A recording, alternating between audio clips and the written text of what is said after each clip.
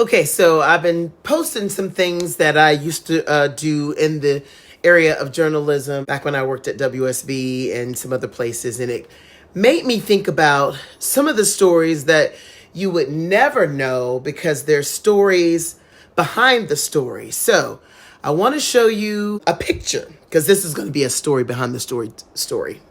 A story behind the story. Okay, so I'm going to show you a picture, this one right here. Now, this is a picture of T.I., Tip, Clifford Harris.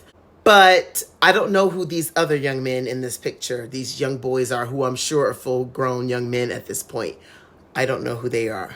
Here's the backstory. So, back when I was working at WSB, this happened in around 2006. I needed to get comment, soundbite, a statement from T.I. because this is when his personal friend, bodyguard, assistant, his name was Philont Johnson. He was 26 years old at the time. They were in Cincinnati, and apparently there was a shooting. Several people inside of the van that T.I. and Philont were in were shot. Philont Johnson was the only one who was shot and killed. I went to what I believed was T.I.'s house. Somebody answered the door. So this was a family member of his, not any of his children. She recognized me from television.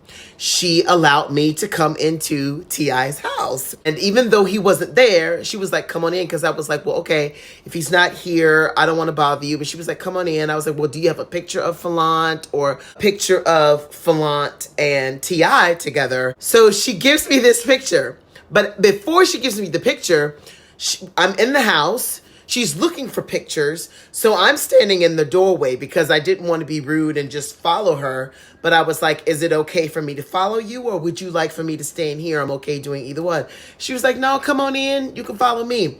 So mind you, I am inside T.I.'s house and walking through his home. So there was on the floor, there was this kind of like roadway. It looked like it was a rug, but it looked like a road. It was black with white lettering in it. And so I'm walking through the house and she finds this picture and she was like, well, baby, this is the only one I can find. Will this work? And I was like, sure, I can take video of a picture. But she was like, no, baby, you can have it. Just go ahead on and have it. So again, I'm being, respectful. I'm not going to be like, no, I'm not going to take a picture. I took the picture. The next day, I go back to T.I.'s house. By this time, T.I.'s there.